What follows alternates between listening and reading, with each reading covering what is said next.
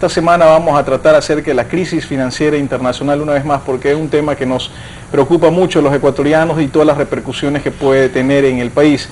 Y vamos a empezar con un debate muy importante, que es si debemos ir hacia más estatismo o si debemos ir a más desregulación. Para esto contamos con un invitado muy especial, que es el economista Rómulo López Cordero, miembro de la Fundación Atlas de Estados Unidos. Rómulo, bienvenido a Tribuna Liberal. ¿Qué tal? ¿Cómo así tu visita en Ecuador? Bueno, vengo por razones personales realmente, ¿no? Y visitar un poco a la familia, pero también quería venir acá a Ecuador una vez que haya pasado el proceso electoral y ver las cosas en frío y no al calor de la política. Rómulo, para los televidentes, ¿qué es Fundación Atlas? ¿Qué hace la Fundación Atlas? Muy brevemente, Fundación Atlas es una organización sin fines de lucro fundada en los años 80, al inicio de los 80, para promover think tanks, centros de pensamiento de políticas públicas que promuevan el libre mercado. Nosotros no hacemos estudios, pero sí ayudamos a gente que esté interesada en promover una institución de este estilo, ¿no? ¿Y su campo de acción es solo en Estados Unidos o por todo? No, empezamos en Estados Unidos, nuestro siguiente gran mercado es América Latina, pero tenemos alcance mundial, tenemos presencia en Asia, en África, en Europa y en Oceanía. En América Latina es nuestra área más grande y es donde tenemos tal vez 2 o 3 países nada más que no tienen nuestra presencia, ¿no? Pero trabajamos con una gran cantidad de centros de pensamiento, think tanks, que promueven estas políticas de libre mercado para el beneficio de la comunidad y de la sociedad, ¿no? Rómulo, ¿ustedes cómo evalúan la crisis financiera en Estados Unidos? Porque hace poco el Premio Nobel de Economía Paul Krugman señalaba en un artículo acerca de una contrarrevolución, y él explicaba y decía que en la época de los mediados de los años 80 había toda una crisis de keynesianismo, que es mayor intervención del Estado en la economía, y en ese momento salió alguien que muchos economistas liberales admiramos, que es Milton Friedman, que impuso a través de argumentos contundentes que la solución a la pobreza iba por otro lado. La solución a la pobreza iba por la desregulación de los mercados, iba hacia el empoderamiento del individuo dentro de la sociedad. Y bueno, se dio una revolución, un cambio de mentalidad en cierta medida. Sin embargo, Krugman decía que esta crisis actual nos puede llevar a una contrarrevolución, es decir, volver a mayor estatismo. ¿Cómo evalúas estas palabras de Krugman tú? Mira, yo creo que ese escenario es uno de los escenarios posibles como resultado de esta crisis, ¿no? Es una crisis que probablemente va a tener sus repercusiones. Se dice que es una de las crisis más grandes después de la Gran Depresión de los años 30, ¿no? Ahora, contrariamente a lo que mucha gente piensa, yo creo que la receta no es más estatismo, no es regresar a lo que pasaba en los años 50 o en los 60 o lo que pasó en los 70, peor aún, que era el problema del petróleo, la falta de convertibilidad del dólar en oro, sino que la solución está en ver dónde han sido las fallas, dónde ha habido exceso de regulación. Rómulo, y yo creo que esto fue un punto importante, porque mucha gente le echa la culpa a la desregulación de los mercados a este problema. ¿Dónde realmente ha estado la culpa? Al contrario, mira, la culpa está en el exceso de regulación y en ciertas políticas públicas que, apoyadas por el gobierno del señor Clinton, apoyadas por el gobierno del señor Bush, lo que iban a buscar era un alza artificial del nivel de vivienda. Entonces se hablaba de una sociedad de propietarios, lo cual está bien, pero una sociedad de propietarios debido a que el mercado lo desea así. Hay gente que no desea tener propiedades, pero en el esquema en el cual se daban hipotecas a gente que no las podía pagar, y entonces esas hipotecas las compraba el gobierno a través de instituciones público-privadas o mixtas, o instituciones mixtas como se les llama acá en Ecuador, Freddie Mac, Fannie Mae, es lo que causa esta crisis de confianza en los mercados financieros. Es cuando se cae completamente el valor de las acciones o de las hipotecas que tiene Freddie Mac y Fannie Mae, que pierde totalmente valor el mercado y se da esta tremenda crisis financiera. Si tú te das cuenta, estamos hablando de una empresa del sector público o una empresa semiestatal que fomentó comprando hipotecas de gente que no podía pagar. Ahora, el problema no está en la gente que no puede pagar. El problema está en que si alguien no puede pagar y no puede pagar en el sector privado, pues simplemente no se le vende. No ocurre la transacción. Pero en este esquema el gobierno estaba dando el dinero para que se compre y estas hipotecas generaron un boom de orden inmobiliario que hizo que el precio de las propiedades subiera monstruosamente. Entonces, en este esquema se favorecieron no solamente los que no podían pagar, sino los que tenían muchísimo dinero. Entonces, todos, por así decirlo, son parte culpable de esta crisis, pero esta crisis no se da debido a una falta de regulación, se da a un exceso de regulación y a una política pública con un fin aparentemente buena, pero que tiene consecuencias inesperadas o consecuencias no buscadas. Yo creo que esa es un poco la situación. Entonces, lo que tenemos que ir para atrás es ver y decir, bueno, ¿qué fue lo que causó la crisis? ¿Qué fue lo que causó este boom artificial? Porque fíjate, hay otros booms en otros sectores, en otras empresas. Por darte un ejemplo, el sector de tecnologías. En el año 2001-2003 se infló terriblemente y colapsa totalmente. El gobierno no salió a proteger a las compañías de tecnología. El mercado se reacomodó automáticamente, quebraron algunos, perdieron el dinero muchos. Y ahorita mira cómo estamos en este momento. Hay un gran mercado de tecnología y saneado completamente el mercado. Es decir, ¿tú crees que la receta que acaba de aplicar el gobierno de Bush con respecto a un salvataje es totalmente equivocada? ¿Va a hacer daño al sector financiero norteamericano? Yo creo que eso va a hacer más daño y va a causar un problema serio y que nos va a hacer que la profecía de Krugman de que vamos a regresar a un modelo más estatista sea verdad.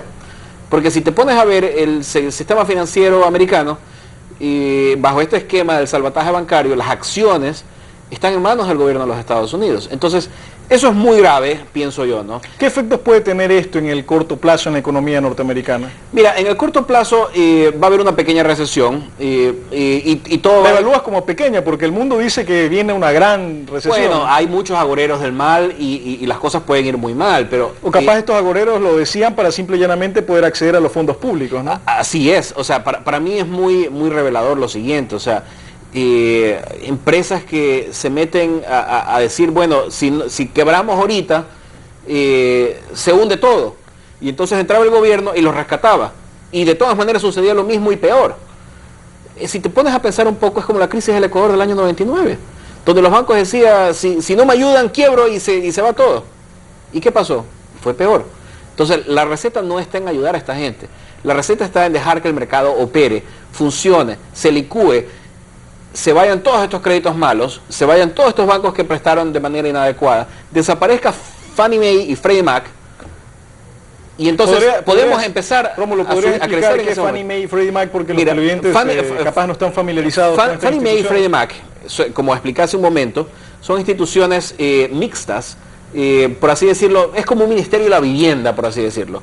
Es un poco mala la analogía porque no es un ministerio, es una organización público-privada, que lo que hacen es que ellos compran en operaciones de segundo piso, es decir, no directamente al público, sino a los bancos, las hipotecas de aquellos quienes no reúnen las condiciones de crédito necesarias, o las hipotecas en general a los bancos, y les entregan a los bancos el dinero. El banco es simplemente un agente por medio del cual se venden estas hipotecas, ¿no?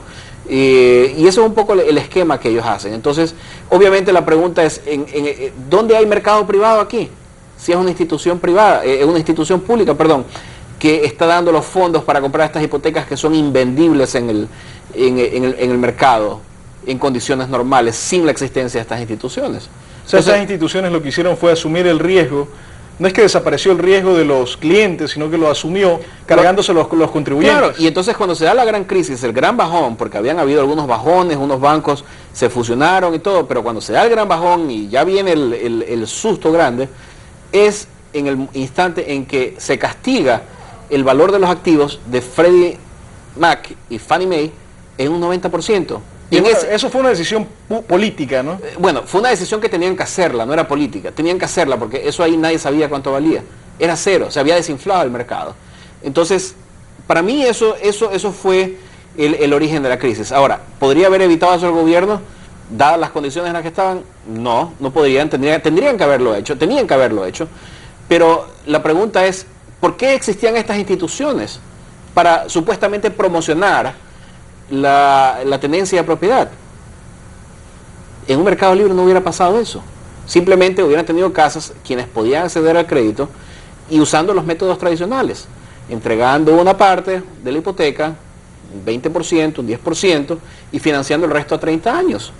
Así de sencillo. Y el banco tuviera que haber asumido el riesgo de investigar a ese cliente si tenía los ingresos adecuados o la capacidad de pago adecuada. Rómulo, terminamos el bloque anterior donde analizabas y explicabas cómo funcionaban estas dos instituciones, Fannie Mae y Freddie Mac, que fueron una de las causantes de la crisis financiera de las hipotecas de alto riesgo, ¿no? Aquí vale un punto importante destacar, tú mencionaste en el primer bloque acerca de que lo peor que pudo haber hecho el gobierno del presidente Bush fue haber intervenido en este problema, pues lo que va a hacer es alargarlo y acentuarlo. Y mencionabas que los mecanismos de mercado son los mecanismos que son más eficientes para sanear todo este problema. Pues entonces la pregunta de rigor es, ¿cómo se darían estos mecanismos de mercado? ¿Cómo funcionarían? Mira, en una economía de libre mercado lo que tendría que pasar es la quiebra. Y eso no hay que tener miedo. Es un elemento del mercado. Los empresarios ganan, y muchos ganan, y está bien, pero también pierden. Y cuando pierden tienen que perder, y perder hasta la camisa. Entonces, eso es lo que tendría que haber pasado, ¿no? Es cierto que mucha gente inocente iba a perder en el camino, pero también eso era importante para que la gente aprendiera un poco a poner sus fondos en los lugares adecuados. De que los inversionistas, todo el mundo lo decía, o sea, pero ¿por qué no compras una casa? Compras la casa, no tienes el crédito, no importa, solamente pagas los intereses y a la vuelta de 3 años la vendes al doble del precio y recuperas tu dinero y pagas la casa o compras una casa más grande. Entonces, en eso participaron ricos y pobres. Es decir, esto no es una cuestión de gente que no tiene capacidad de pagos. No, participaron todos los estramentos de la sociedad participaron en esto aquí. Los que no tenían, accediendo a una propiedad que no podían pagar, los que tenían, refinanciando la casa y haciéndola más grande y haciéndola más lujosa, o adquiriendo propiedades de vacaciones aquí o allá, para suplementar sus gastos excesivos, ¿no? Entonces, esto es lo que ha pasado en una economía de mercado, eso es lo que pasaría, habría un colapso.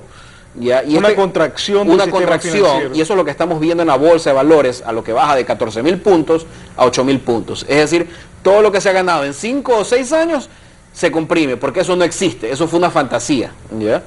Entonces, una vez que desaparece eso ahí, lo que queda es seguir adelante, produciendo, generando dinero. Probablemente ya no hay créditos para esas hipotecas. Fannie Mae y Freddie Mac pues están totalmente desacreditados y no tienen capacidad para seguir haciendo este juego.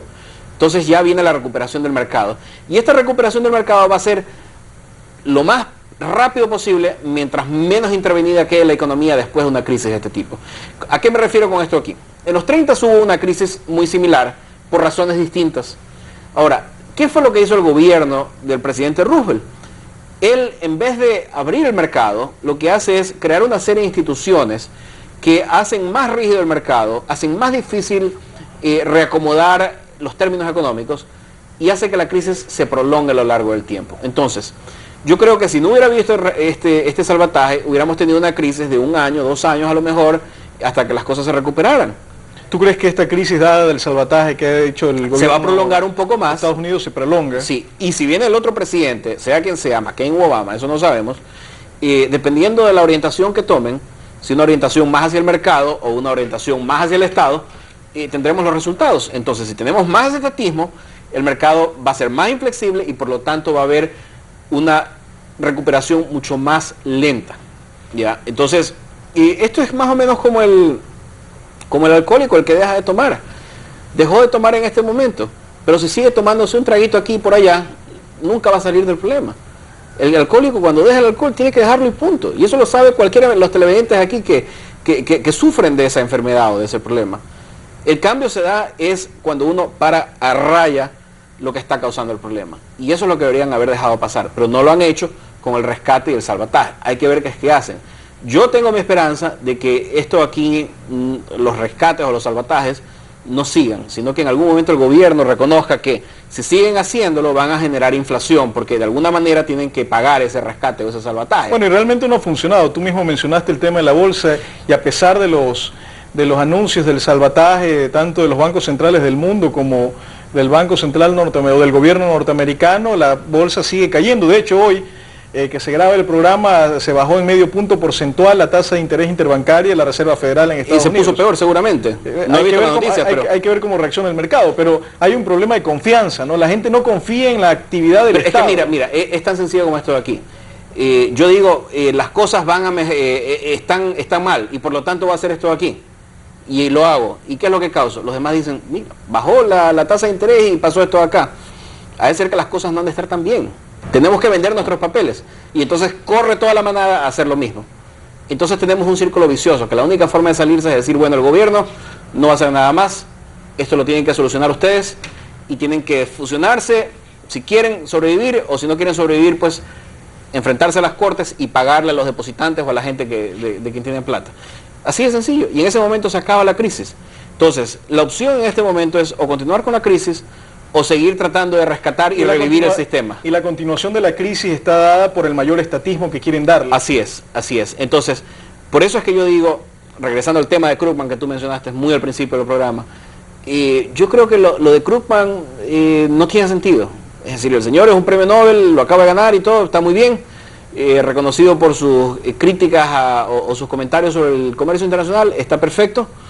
Pero si queremos tener una salida, tenemos que hacer algo distinto a lo que hubo en los años 30, y es dejar que el mercado se corrija automáticamente. Rómulo, ¿cómo entender que uno de los países en los cuales tanto se admira un sistema proemprendedor, capitalista, de mayor mercado, tengamos este tipo de políticas realmente? O sea, y ahí viene cuando los opositores al libre mercado, los opositores a la libertad individual, señalan, bueno, si Estados Unidos acaba de estatizar su sistema financiero, nosotros también lo podemos hacer. ¿Con qué calidad moral va a venir algún académico norteamericano si en su propio país están estatizando el sistema financiero?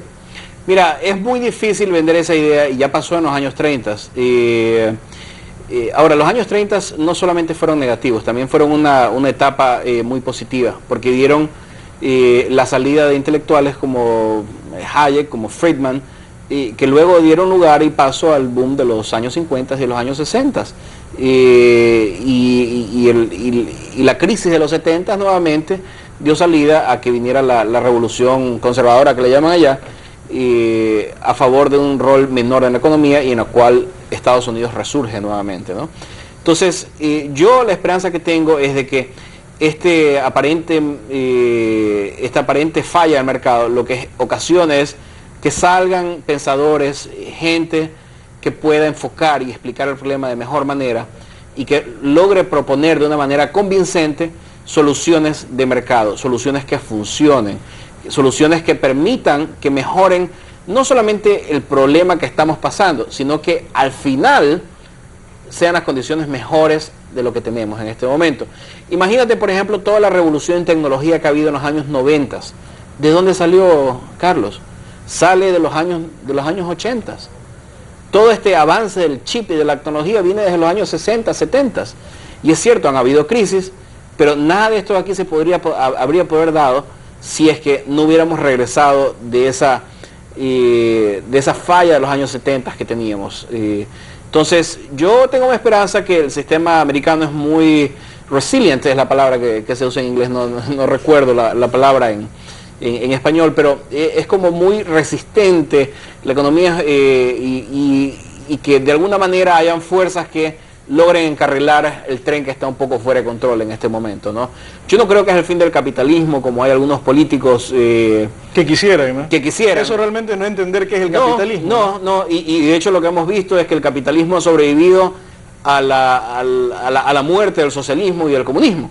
O sea, eso es lo que hemos visto. No hemos visto, el capitalismo sí ha tenido sus malos ratos, pero no ha desaparecido. El comunismo sí desapareció. Y desapareció por 10 o 15 años. Y realmente eso hasta ahora recién que lo comienzan a hablar de nuevo. Lo quieren revivir, ¿no? Lo quieren revivir. Y pasemos a ese punto de querer revivir el socialismo. ¿Cómo crees que afecte toda esta crisis norteamericana a nuestro país, al Ecuador, ¿no? Nuestro presidente, el presidente Correa acá señaló hace poco que realmente no nos afectaba, y que lo primero que haría si hay algún tipo de problema es no pagar deuda, ¿no?